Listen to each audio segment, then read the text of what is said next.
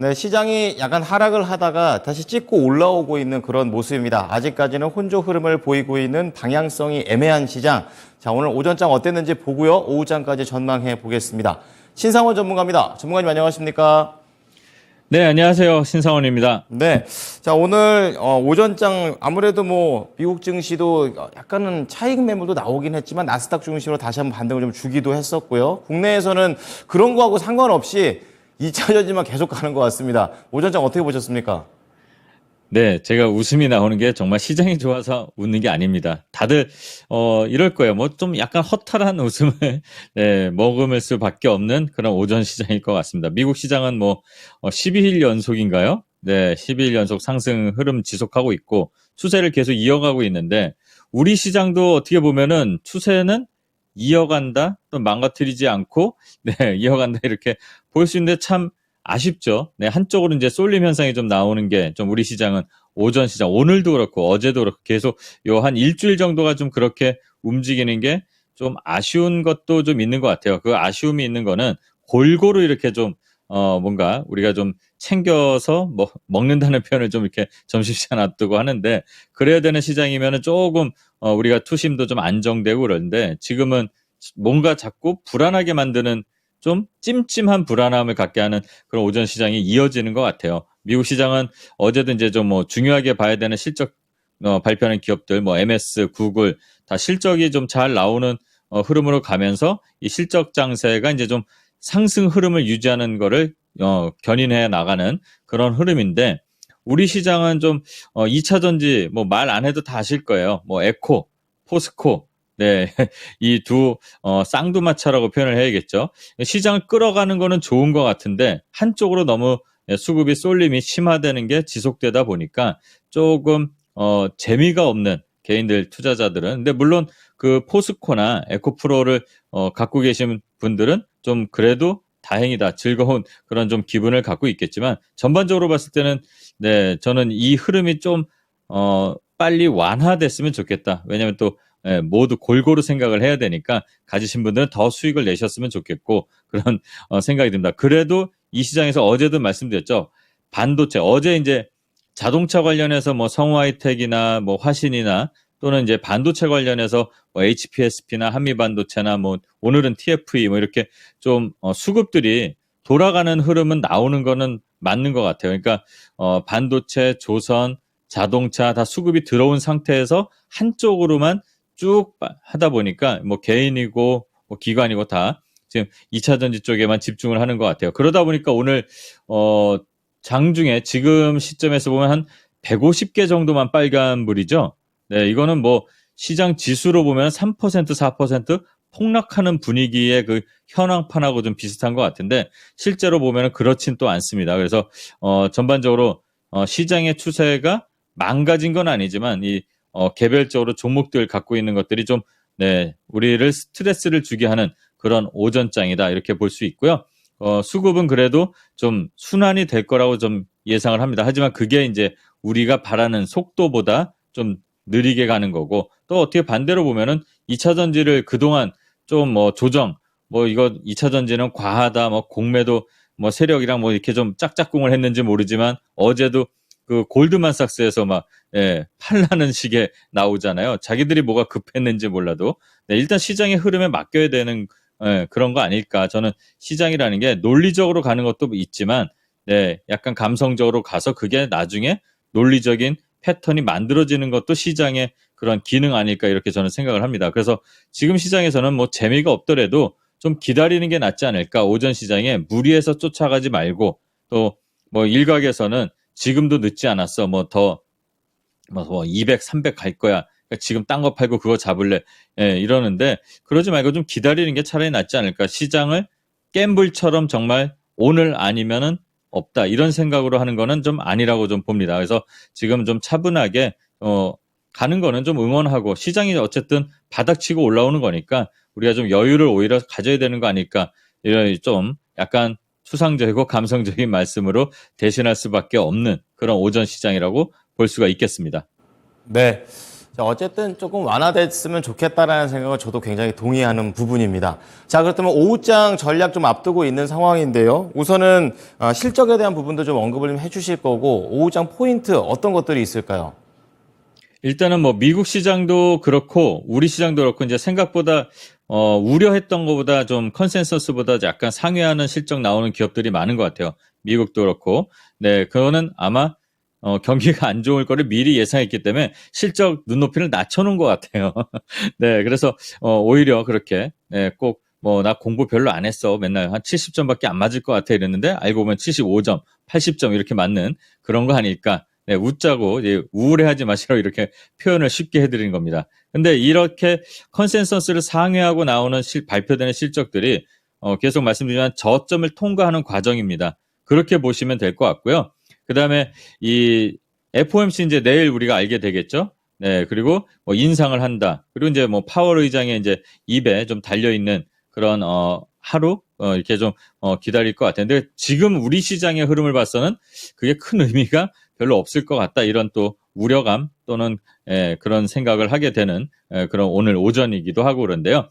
어쨌든 우리 시장은 이 수급 쏠림이 좀 완화되기를 좀 기다리는 게 나을 것 같습니다. 반도체 아직도 갈 길 멉니다. 네. 뭐 반도체가 2차 전지처럼 저렇게 막 올라가지 않을 거라는 그 보장이 어디 있어요. 더 올라갈 수도 있고, 누가 봐도 지금은 바닥에서 업황도 다 개선되고 있고, 우리 시장만이 아니라 전 세계적으로 그 시장 자체가 그런 과정을 거치는 거니까, 서두르지 말고 차근차근 지금 오히려 낙폭과대된 거 이런 게 있네. 또 내가 잡으려고 했는데 못 잡았던 것들. 그걸 지금 조정 구간에서 수급하고 체크하면서 또 진입을 고려하는 거. 그렇게 체크하는 관점으로 시장을 바라보는 건 어떨까? 오후 시장 그리고 뭐 이번 주까지도 이런 흐름이 이어질 거는 같아요. 그래서 갑자기 또 시장이 바뀌는 것도 시장의 특징이니까 준비를 일단 해 놓는 게 더 낫지 않을까. 물론 지금 2차 전지가 없는 그 흐름에서는 말이죠. 네. 그리고 삼성이 또 이 흐름에서 뭐 언팩을 하는데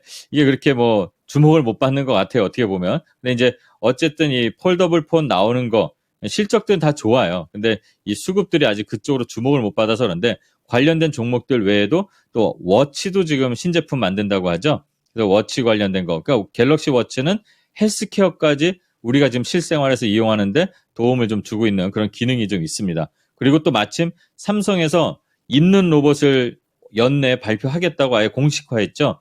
보핏이라고 하는데 그것도 헬스케어하고 연결이 되고 있습니다. 뭐 물건 드는데도 좀 도움이 되고 뭐 저같이 좀 힘이 약한 사람들한테 도움이 좀 될 것 같은데 그런 것들 좀 보면서 헬스케어하고 연동돼서 갈 수 있는 앞으로는 뭐 하나의 기기의 기능에서 끝나는 게 아니니까 확장성을 보고 시장의 특징들 그리고 보핏과 연결됐던 종목들 꽤 있잖아요. 뭐 해성 TPC라든가 뭐 인탑스라든가 이런 로봇 관련주들 그리고 또 실제로 로봇 관련주들이 지금 반등을 하다가 지금 2차 전지 쏠림 때문에 좀 약간 시무룩해져 있잖아요. 그런 흐름들도 한번 살펴볼 필요가 있고 또 2차 전지 관련해서 이게 지금 랠리잖아요. 2차 전지 랠리. 함부로 예단하지 말자는 말씀을 좀 드립니다. 뭐 저도 전문가 역할을 이렇게 방송을 통해서 하고 있지만 예상 못 합니다. 지금 이 밸류에이션을 보고 예상을 했을 때 네, 뭐 3년 후에 이 수주 잔고가 쌓이고 실적으로 쌓이면은 뭐 에코프로가 250, 300을 간다? 네, 갈 수 있죠. 근데 이게 그 기대감이 가만히 있어서 3년 후에 가는 게 아니라 이렇게 수급이 몰리면 빨라지는 겁니다. 이런 것도 시장의 특징이니까 이걸 갖고 지금 뭐 예상하고 내가 얼마까지 간다 맞추고 이러는 거는 의미가 없다고 봐요. 지금 다 신고가를 가는데 그걸 누가 알겠습니까? 가보지 않은 세계니까 오히려 가지신 분들을 좀 응원하고 뭐 그런 게 나을 것 같고 자 공식에 맞춰서 주가를 맞출 수는 없습니다. 시장이라는 건 항상 바뀌는 거죠. 매일매일 바뀌는 겁니다. 오늘 예상이 내일 틀릴 수도 있는 거고 틀렸던 오늘의 예상이 일주일 있다 맞을 수도 있는 게 시장이니까 이 2차 전지 관련돼서는 네, 보유하신 분들은 즐기는 영역인 거고 네, 보유를 못 하신 분들이면 조정을 기다리는 거죠. 제가 월요일에 그 말씀을 드렸어요. 공개 방송 때 또 말씀드린다 해서 SK 이노베이션, SK 아이 테크놀로지, 원준 그때 소외됐던 애들 지금 오늘 같이 움직이잖아요. 네. WCP 어제 리뷰할 때도 말씀드렸죠. SK 아이 테크놀로지 같이 보라고. 분리막 1위. 네, 오늘 15% 20% 이렇게 시세 나오잖아요.